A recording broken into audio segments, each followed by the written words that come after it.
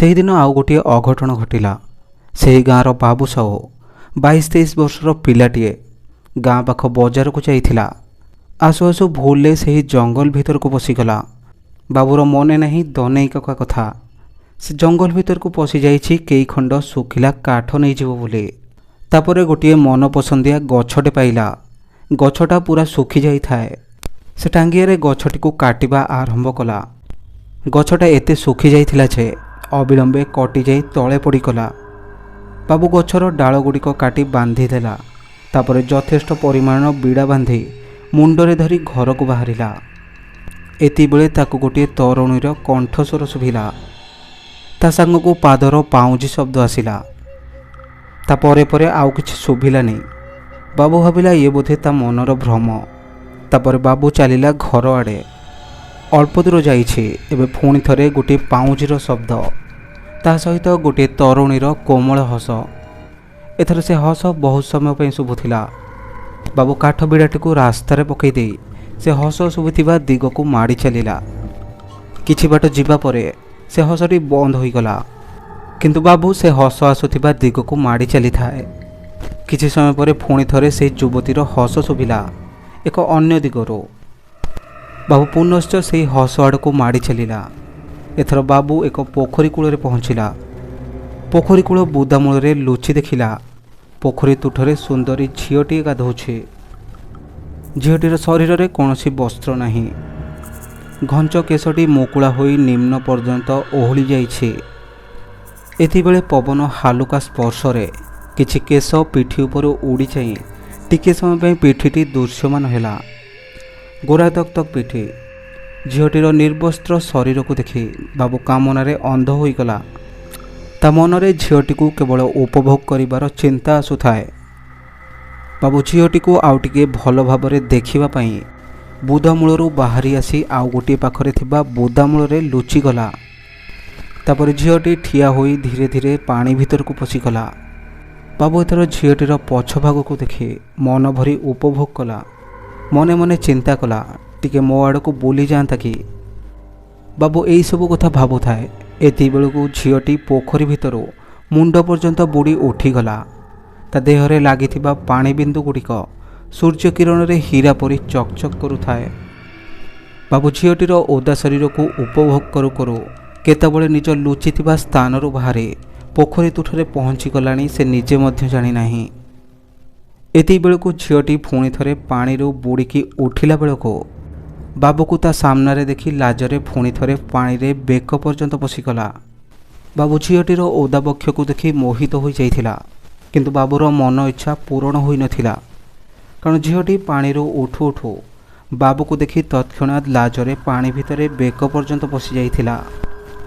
କିଛି ସମୟ ଭିତରେ ବାବୁ ପ୍ରକୁସ୍ଥିତ ହୋଇ ଝିଅଟି ମୁହଁକୁ ଯେତେବେଳେ ଦେଖିଲା ଝିଅଟି ମୁହଁରେ ଏକ ଦୁଷ୍ଟାମିର ହସ ଏବଂ ଆଖିରେ କାମନାର ନିଆଁ। ଏବେ ବାବୁ ବୁଝିଗଲା ଯେ ଝିଅଟି ମଧ୍ୟ ତା ଉପରେ ମୋହିତ ହୋଇଯାଇଛି। ସେତିକିବେଳେ ଝିଅଟି ବାବୁକୁ ପଚାରିଲା, ତୁମେ କ'ଣ କରୁଛ? ଏମିତି କ'ଣ ଦେଖୁଛ? ବାବୁ କହିଲା, ତୋ ପରି ସୁନ୍ଦରୀ ମୁଁ ଦେଖିନି, ସେଥିପାଇଁ ତୋତେ ମନ ଭରି ଦେଖୁଛି। କାଳେ ଆଉ କେବେ ପୁଣି ତୋର ଦେଖା ପାଇବି କି ନାହିଁ କିଏ ଜାଣେ। ଏତିକି ଶୁଣିବା ପରେ ଝିଅଟି ଲାଜ ଛାଡ଼ି ପାଣି ଭିତରୁ ବାହାରକୁ ଆସିଗଲା। ଏବେ ବାବୁ ସାମ୍ନାରେ ଗୋଟିଏ ସୁନ୍ଦରୀ ଉଲଗ୍ନ ଝିଅ ଠିଆ ହୋଇଥିଲା। ତାପରେ ଝିଅଟି ବାବୁକୁ ନିଜ ପାଖକୁ ଡାକିଲା। ବାବୁ ମଧ୍ୟ ନିଜକୁ ସମ୍ଭାଳି ନପାରି ଝିଅ ପାଖକୁ ଚାଲିଗଲା। ବାବୁ ପାଣି ଭିତରେ ପଶି ଯେତେ ଝିଅର ନିକଟତର ହେଉଛି ଝିଅଟି ସେତେ ଅଧିକ ରୂପବତୀ ଦେଖାଯାଉଛି। ବାବୁ ଝିଅଟିର ନିକଟରେ ପହଞ୍ଚିଲା ପରେ ଝିଅଟି ବାବୁକୁ କୋଳାଇ ନେଲା। ବାବୁ ଝିଅଟିର ନରମ ବକ୍ଷରେ ମୁଣ୍ଡ ଦେଇ କେତେ କଥା ଭାବି ପକାଇଲା। ଠିକ୍ ଏତିକି ବେଳକୁ ପଚା ମାଂସ ଆଉ ଶୁଖିଲା ରକ୍ତର ଗନ୍ଧ ହେଲା। ସତେ ଯେମିତି ବାବୁର ନିକଟରେ କିଛି ଜୀବ ମରି ପଚିଗଲାଣି। ବାବୁ ସେ କଥା ଚିନ୍ତା ନ କରି ଝିଅଟିର ଶରୀରକୁ ଉପଭୋଗ କରିବାରେ ଲାଗିଲା। କିଛି ସମୟ ପରେ ବାବୁ ଝିଅଟିର ହାତକୁ ଧରିଲା। ବାବୁକୁ ଲାଗିଲା ସେ ବୋଧେ କୌଣସି କାଦୁଅ ଲଗା କାଠିକୁ ଧରିଦେଲା। ସେ ଝିଅଟିର ବକ୍ଷ ଉପରେ ମୁଣ୍ଡ ରଖି ଧରିଥିବା ହାତକୁ ଅନାଇ ଦେଖିଲା ସେ ହାତ ବଦଳରେ ଗୋଟିଏ ହାଡ଼କୁ ଧରିଛି। ସେହି ହାଡ଼ରୁ ମାଂସ ଖଣ୍ଡ ପଚିକି ଗଳି ପଡ଼ୁଛି। ତାପରେ ବାବୁ ଝିଅଟିର ବକ୍ଷରୁ ମୁଣ୍ଡ ଉଠାଇ ଦେଖିଲା ସେ ବକ୍ଷଟି ଖସି ପଡ଼ିଲା ତା ହାତ ଉପରେ ଆଉ ସେ ବକ୍ଷ ବଦଳରେ ଶରୀର ଭିତରେ ଥିବା ଅଙ୍ଗ ପ୍ରତ୍ୟଙ୍ଗ ଦେଖାଯାଉଥିଲା। ଏବେ ବାବୁର ଦନେଇ କକା କଥା ମନେ ପଡ଼ିଗଲା। ଆରେ ଜଙ୍ଗଲ ଆଡ଼କୁ ଆସିବାକୁ ମନା ଥିଲା, ମୁଁ ଏ କ'ଣ କଲି? ତାପରେ ଧୀରେ ଧୀରେ ଥରି ଥରି ଉପରକୁ ଝିଅର ମୁହଁକୁ ଅନାଇଲା। ଦେଖିଲା ଝିଅଟିର ସୁନ୍ଦର ମୁହଁ ବଦଳରେ ଗୋଟିଏ କଦର୍ଯ୍ୟ ମୁହଁ ସାରା ରକ୍ତ ଆଉ ମାଂସ ଅଛି, ଯେମିତି କେହି ପଥରରେ ଛେଚି ଛେଚି ମୁହଁର ଚମଡ଼ା ସବୁକୁ ନଷ୍ଟ କରିଦେଇଛି। ଝିଅଟିର ଏ ରୂପ ଦେଖି ବାବୁ ସମ୍ପୂର୍ଣ୍ଣ ଡରିଗଲା। ତାପରେ ତା ହାତରେ ଥିବା ଝିଅଟିର ପଚା ବକ୍ଷକୁ ପାଣିରେ ପକାଇ ପାଣିରୁ ବାହାରିବା ପାଇଁ ତରତର ହୋଇ ପୋଖରୀ ତୁଠ ଆଡ଼କୁ ବଢ଼ିଲା। ହଠାତ୍ ବାବୁକୁ ସେ ଭୁତୁଣୀ ଗୋଟିଏ ଗୋଇଠା ମାରିଲା ଯେ ବାବୁ ଏକା ସାଙ୍ଗରେ ପାଣିରୁ ବାହାରି ମାଟିରେ କଚାଡ଼ି ହୋଇ ପଡ଼ି କିଛି ଦୂର ଘୁଷୁରି ଗଲା।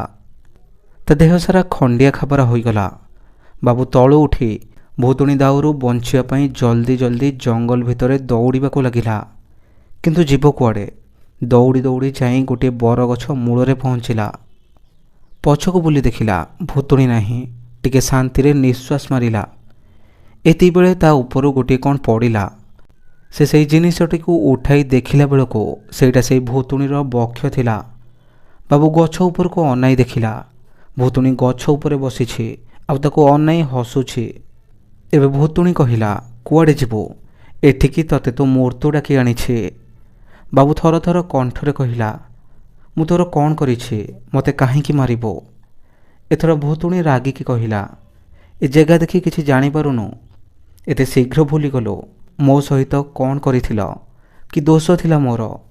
ମୁଁ ତ କେବଳ ମେଳା ବୁଲିବାକୁ ଆସିଥିଲି। ତୁମେ 5 ଜଣ ମିଶି ମୋ ଇଜ୍ଜତ ଲୁଟି ନେଲ। ବଡ଼ ନୃଶଂସ ଭାବରେ ଜଣ ପରେ ଜଣେ ମୋ ଶରୀର ସହିତ ଖେଳି ଚାଲିଲ। ତାପରେ ତମ ମନ ଶାନ୍ତି ହେଲାନି ଯେ ମୋତେ ପଥରରେ ଛେଚି ଛେଚି ମାରିଦେଲ। କ'ଣ ଦୋଷ କରିଥିଲି ମୁଁ ତୁମର? କାହିଁକି ମୋ ସହିତ ଏମିତି କଲ? ମୋ ବାପା ମା ମୋତେ ଏବେ ବି ଖୋଜୁଛନ୍ତି। ତାଙ୍କୁ ତାଙ୍କ ଝିଅର ମର ଶରୀର ମଧ୍ୟ ମିଳିଲା ନାହିଁ। ମୁଁ ତୋତେ ଛାଡ଼ିବିନି। ବାବୁ ଭୁତୁଣୀର ଗୋଡ଼ ଧରି କହିଲା, ମୋର ଭୁଲ ହୋଇଯାଇଛି। ଦୟାକର, ମୁଁ ଆଉ ଏମିତି ଭୁଲ କେବେ ବି କରିବିନି। ଛାଡ଼ିଦିଅ ମୋତେ। ଭୁତୁଣୀ କହିଲା, ମୋତେ ଛାଡ଼ି ଦେଇଥିଲୁ? ହଁ, କେତେ ମିନତି କରିଥିଲି, ଶୁଣିଥିଲୁ। ମୋ ଶରୀର ସହ ଖେଳିଲା ବେଳେ ଭାବିନଥିଲୁ ମୁଁ କେତେ ଯନ୍ତ୍ରଣା ପାଉଛି। ତାପରେ ମାରିଦେଲୁ। ମୁଁ କେମିତି ତୋତେ ଛାଡ଼ିଦେବି? 3 ଜଣକୁ ମାରି ସାରିଛି। ଏବେ ତୁ ମରିବୁ। ତାପରେ ଆଉ ଜଣେ। ତାକୁ ମାରି ସାରିଲା ପରେ ମୋ ଆତ୍ମା ଶାନ୍ତି ପାଇବ। ଏତିକି କହି ଭୁତୁଣୀ ବାବୁର ବେକ ଧରି ତାକୁ ଶୂନ୍ୟକୁ ଟେକି ନେଲା। ତାପରେ ପାଖରେ ଠିଆ ହୋଇଥିବା ଗୋଟିଏ ଗୋଜିଆ କାଠ ଉପରେ ନେଇ କଚାଡ଼ି ଦେଲା ଯେ କାଠଟି ପଛପଟୁ ପଶି ମୁଣ୍ଡ ପଟେ ବାହାରିଗଲା। ସେଦିନ ବାବୁ ଆଉ ଘରକୁ ଫେରି ନଥିଲା କି କେହି ବି ତାର କିଛି ଖୋଜ ଖବର ପାଇନଥିଲେ। ତା ପରଦିନ ସକାଳୁ ବାବୁର ମଲା ଦେହ ସେଇ ଅବସ୍ଥାରେ ନଈ କୂଳରୁ ମିଳିଲା। ବାବୁର ମଲା ଦେହର ଅବସ୍ଥା ଦେଖି ଗାଁ ଲୋକଙ୍କ ପିଳେହି ପାଣି ହୋଇଗଲା। ସମସ୍ତେ ଯଜ୍ଞ ପାଇଁ ବାବା କହିଥିବା ଜିନିଷ ଆଉ ଦାନ ଟଙ୍କା ଧରି ଠାକୁରାଣୀ ମନ୍ଦିରରେ ପହଞ୍ଚିଲେ।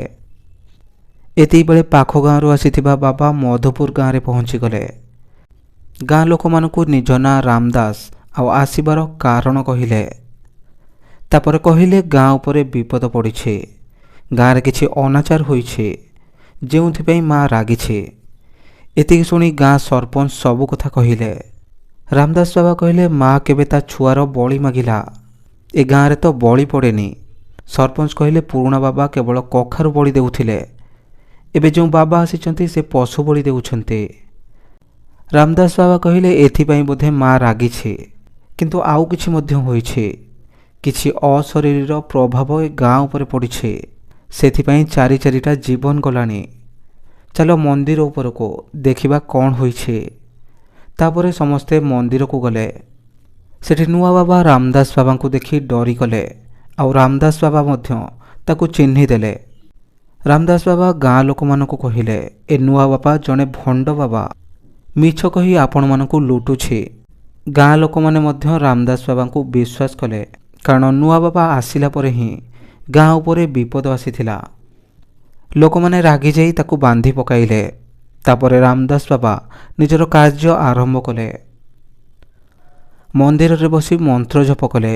ସେହି ମନ୍ତ୍ର ଜପର ପ୍ରଭାବରେ ସେ ଅଶରୀରୀ ଟାଣି ହୋଇ ଆସିଲା।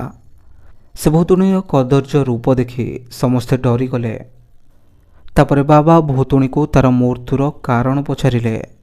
ଭୂତୁଣୀ ସବୁ କଥା କହିଲା। ତାପରେ କହିଲା, କେବଳ ଆଉ ଜଣକୁ ମାରିବି, ସେ ଜଣକୁ ମାରିଲା ପରେ ମୋ ଆତ୍ମା ଶାନ୍ତି ପାଇବ। ଏ ବାବା ମୋତେ ଛାଡ଼ିଦେ, ମୁଁ ତାକୁ ମାରିବି। ରାମଦାସ ବାବା ପଚାରିଲେ, ମୋତେ କହ ପଞ୍ଚମ ବ୍ୟକ୍ତି ଜଣକ କିଏ? ମୁଁ ତାର ଉପଯୁକ୍ତ ଦଣ୍ଡର ବ୍ୟବସ୍ଥା କରାଇବି। ଭୂତୁଣୀ କହିଲା, ନା ମୁଁ କହିବିନି, ମୁଁ ତାକୁ ନିଜ ହାତରେ ମାରିବି। ଏତିକି ଶୁଣି ରାମଦାସ ବାବା ଭୂତୁଣୀ ପାଖକୁ ଯାଇ ତା କଦର୍ଯ୍ୟ ମୁଣ୍ଡରେ ହାତ ମାରି କହିଲେ, ମୋ ମାଆଟା ପରା, ତୁ ତାକୁ ଛାଡ଼ିଦେ, ମୁଁ ତାର ଉଚିତ ବ୍ୟବସ୍ଥା କରିବି। ତୁ ଏଇଠି ଆଉ କେତେ ଦିନ କଷ୍ଟ ପାଇବୁ? ଦେଖିଲୁ ତୋ ବାବା ମାଆଙ୍କର ଅବସ୍ଥା କ'ଣ ହେଲାଣି। ତାପରେ ଭୂତୁଣୀ ନିଜ କଦର୍ଯ୍ୟ ରୂପକୁ ଛାଡ଼ି ମୃତ୍ୟୁ ପୂର୍ବର ରୂପକୁ ଧରିଲା। ଭୂତୁଣୀ ହୋଇଥିବା ଝିଅର ବାପ ମା ଝିଅର ଅବସ୍ଥାକୁ ଦେଖି କାନ୍ଦି ବେହୋସ ହୋଇଗଲେ। ତାପରେ ରାମଦାସ ବାବା ଆଉ ଥରେ ପଚାରିଲେ, ପଞ୍ଚମ ବ୍ୟକ୍ତି ଜଣକ କିଏ? ଭୂତୁଣୀ ନୂଆ ବାବା ଆଡ଼କୁ ଆଙ୍ଗୁଳି ଦେଖାଇ କହିଲା, ଇଏ।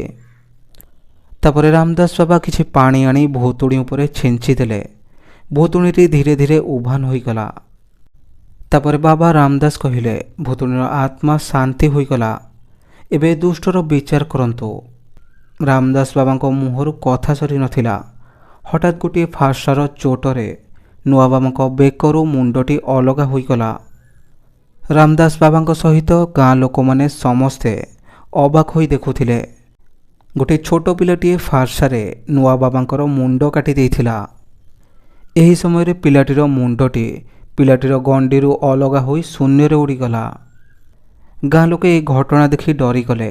ତାପରେ ପିଲାଟି କହିଲା, ଯେଉଁଦିନ ସେ ଝିଅଟିକୁ ଏ 5 ଜଣ ମିଶି ହତ୍ୟା କରିଥିଲେ, ଏ ପିଲାଟି ସେଇଠି ଜଙ୍ଗଲ ଭିତରେ ଥିଲା ଏବଂ ଏମାନଙ୍କର କୁକାର୍ଯ୍ୟ ଦେଖି ନେଇଥିଲା। ସେଥିପାଇଁ ଏ ବାବା ଆଉ 4 ଜଣ ସାଙ୍ଗ ସେ ପିଲାଟିକୁ ଧରି ନେଇଥିଲେ। ତାପରେ ଏହାକୁ ବାବା ନିଜର ସିଦ୍ଧି ପୂରଣ ପାଇଁ ଠାକୁରାଣୀଙ୍କ ପାଖରେ ବଳି ଦେଇଥିଲା। ଏହା କହିସାରି ସେ ପିଲାଟିର ଆତ୍ମା ସେଠାରୁ ଚାଲିଗଲା। ତା ପରଠାରୁ ସେ ଗାଁରେ କିଛି ବିପଦ ପଡ଼ିନଥିଲା।